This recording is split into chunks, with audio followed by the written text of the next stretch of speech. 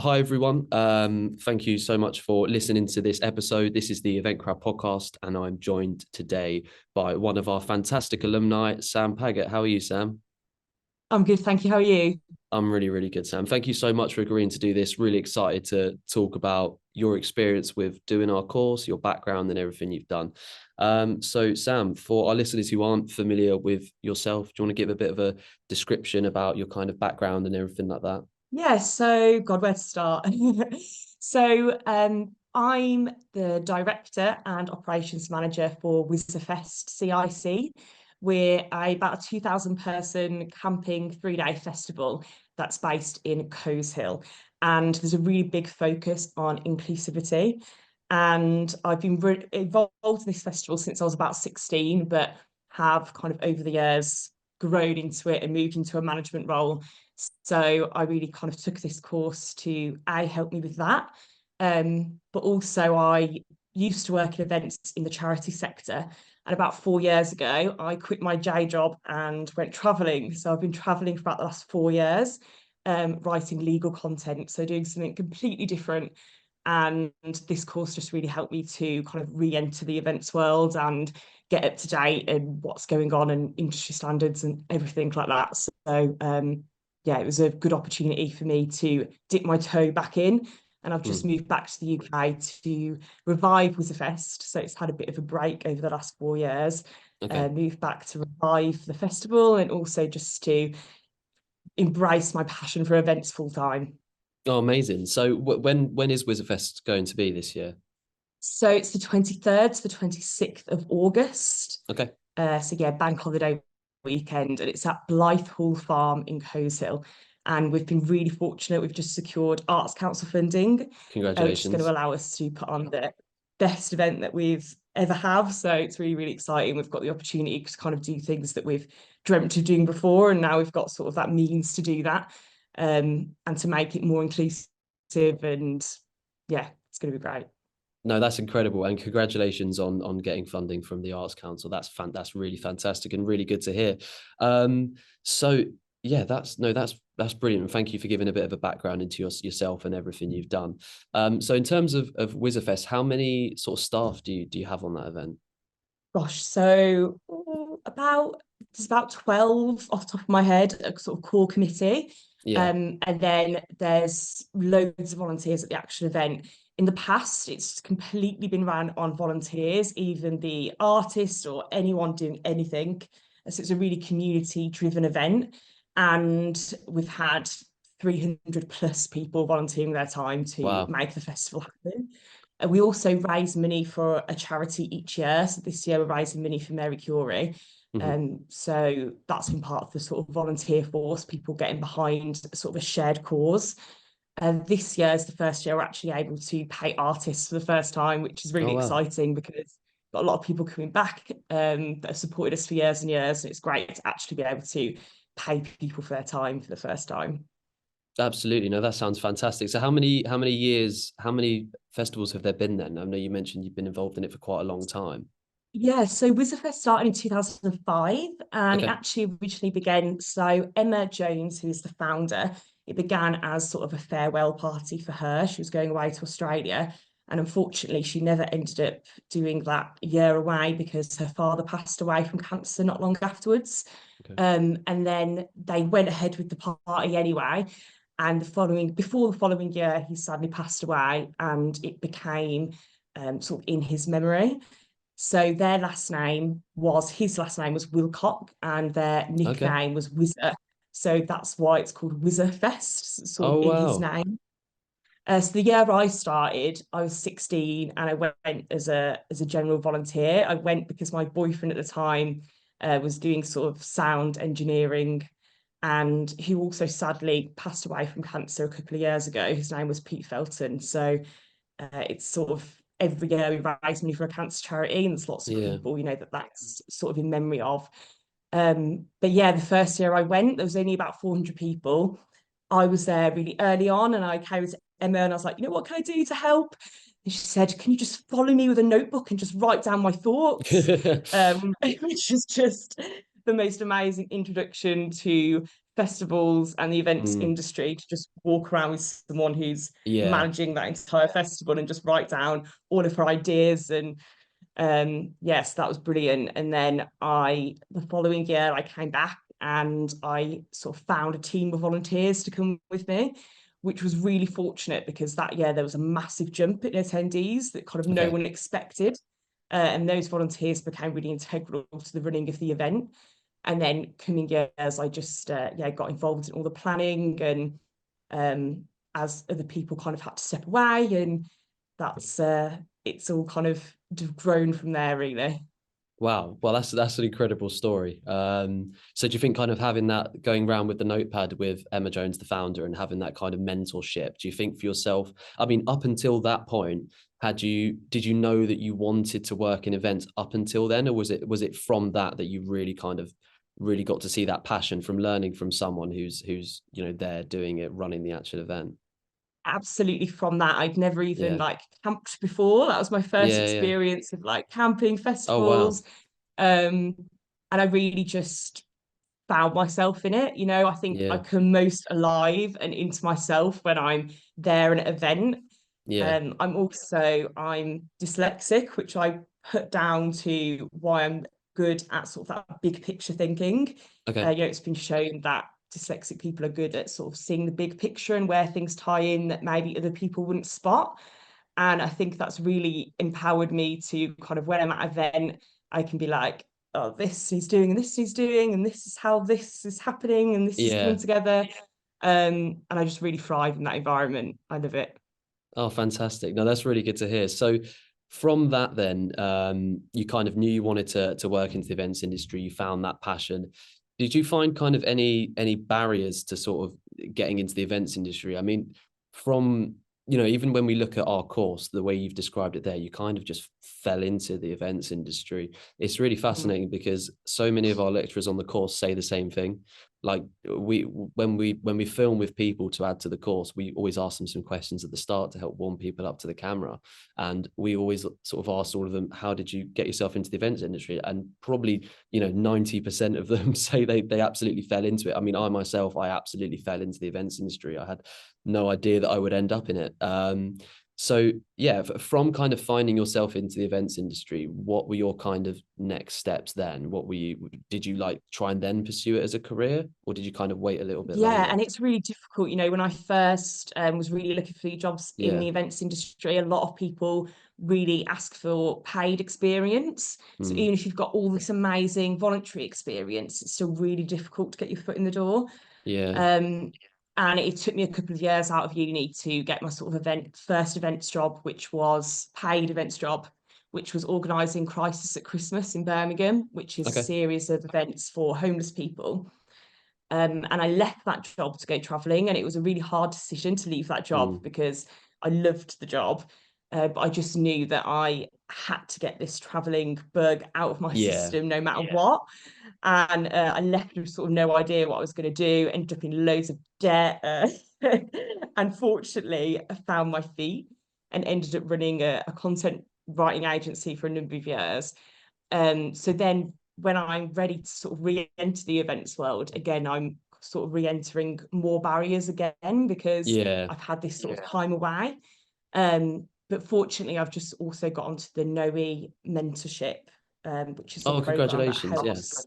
Thank you. Yeah, it's a program that helps women in the events industry. So Mm. I'm really fortunate to be part of that. And I've got an amazing mentor who's going to help me sort of with my next steps.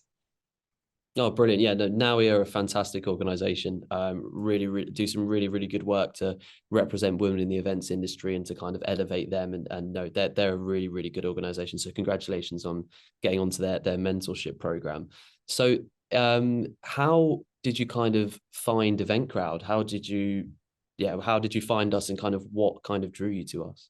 Yeah, so initially I knew I wanted to come back to the UK and re-enter the events industry, but I was still traveling at this time.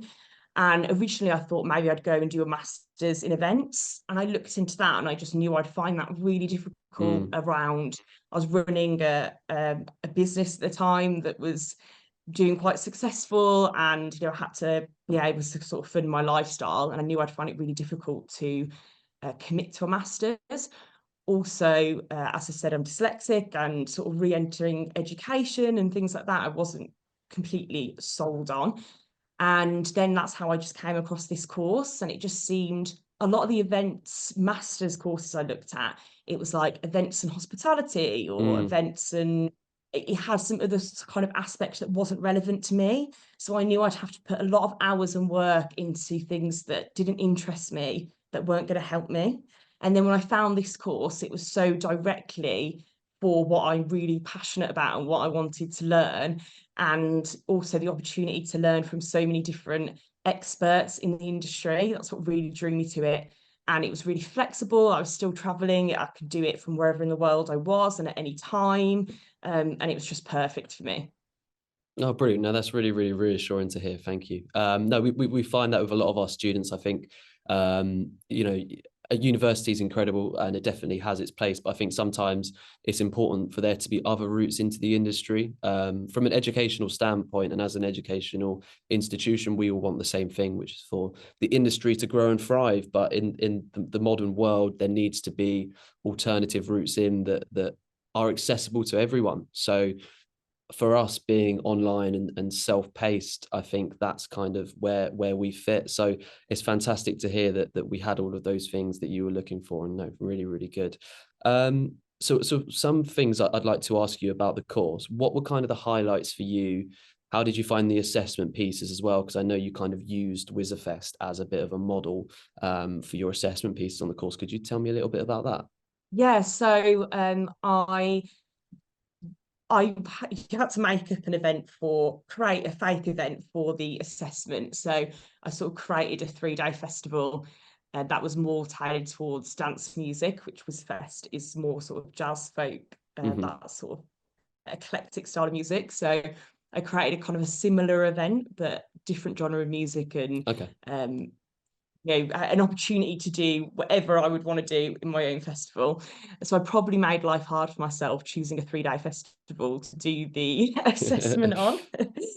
But I found it really helpful. I've used all the things that I had to do for the assessment for Wizzafest. Of course, we always had like an event management plan and those sort of things already in place, but I used the template from Event Crowd to completely remake sort of it for Wizzafest, which I think was really, really good. Um, and the other things that we had to do, I'm definitely gonna do all those things for Wizzafest as well. So it's all been really helpful. I applied for Arts Council funding while I was doing the course, and I think it really helped me to sort of have that. It sort of just professionalized my skill set that was already there, and gave Okay. me sort of the knowledge about the language and terminology and industry standards and things like that. And that sort of knowledge that I was missing, I think also really helped me with that application, because I could put myself forward in a really strong way. No, amazing. No, that sounds really good.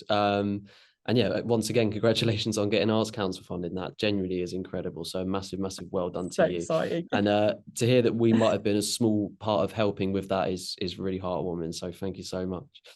For anyone who wants to start a festival, this is a bit of a tricky question, but if someone wanted to start their own festival today, based on the experience that you've had in your career so far, what do you think the hardest part of starting a festival is in the modern world?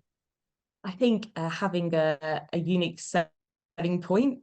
Mm, For Wizzafest, we've been fortunate to grow really, really organically. And I think that's because we are such a unique event. We're really have always been focused on making it inclusive for people. And part of that has been, keeping ticket costs as low as we can, which is really difficult. And, mm, everything increasingly costs a lot of money.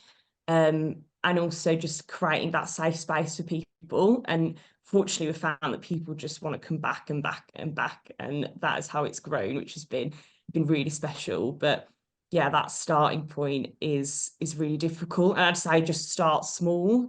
It was the first started just in someone's back garden, and now welcomes 2,000 people. So it happens, but it happening slowly did allow us to sort of make the small mistakes, and learn from them and grow, and that let that happen. No, amazing. No, really good And hopefully, advice. Yeah. sorry, just hopefully, going forward, I really see Wizzafest as a model that I hope one day in 5 years' time, we can be a model for other festivals of how to create an inclusive event. So I really Mm, think it's not just about creating a space where, a wheelchair can get around, although that is really important. I think it's also about creating spaces that invite people in so no one mm, feels like they're an outsider looking in. And, once you enter Wizzafest, there's a lot of workshops, free workshops that are designed to be enjoyed by anyone, by any age, any ability, and things that people can do together and create those shared memories. And I think that's really important. And there's a lot to think about when you're trying to create an inclusive event that goes beyond just the physical accessibility. mm. And that's really what I'm so excited to explore and develop. And that's, what's really the Arts Council grant's going to enable us to keep doing. No, that's brilliant. And yeah, I totally agree. It's about creating memories for people in a multitude of different ways, and it's fantastic to kind of hear everything that you want to do and how you want to make it exclusivity rather than just in a physical sense, also in kind of a social and environmental sense, I guess, as well. Mm. But that's really good to hear. And yeah, I think I completely agree. It's creating memories for people and that is the best part of this industry, isn't it? That's the reason that everyone loves it. And it is one of the most rewarding industries to work in, is the fact that, I was speaking to one of our students this morning on a student support call, and she was kind of saying, it was the first time we'd spoken actually, and I was kind of asking her, why have you chosen to do the course, what do you want to get out of it? And she was saying she works for like a students union at university, and she was just saying how much she loves actually creating experiences for people and how her spreadsheets turn into real life events. So yeah, I completely agree. It's about creating experiences for people and being the person, knowing that you've helped to create that experience that someone's going to remember for the rest of their life is amazing, and it will keep people coming back certainly, and build you an audience and a community of people who absolutely love your event and love your brand and your festival. So I think you've got an amazing approach there, and I think you've got such an amazing, genuinely unique festival. Yeah, and I think people can feel your passion and your love if you create an event Mm, out of love and because you want to create those shared experiences for people. I think people feed off that and are invited into that. So if it's created from a genuine place, then mm. I think it will happen. No, absolutely. No, brilliant. You're doing incredible things, Sam. And we're absolutely delighted that you enjoyed the course and got something out of it, So yeah, thank you so much for coming on. It's been great to speak to you today. And if somebody likes the sound of Wizzafest, wants to come along, how can they find tickets? Yeah, great. So just www.wizzafest, which is WIZZA fest.co.uk. And we also have a regular presence on Facebook and Instagram. Just look for Wizzafest and yeah, you'll find us. Amazing. Well, thank you so much again, Sam, for coming on. Good luck for August. I'm sure it'll go amazingly well. And yeah, hopefully we'll speak again soon, I'm sure. And thanks for having me. It's been great to chat to you. Amazing. Thank you, Sam. Thanks.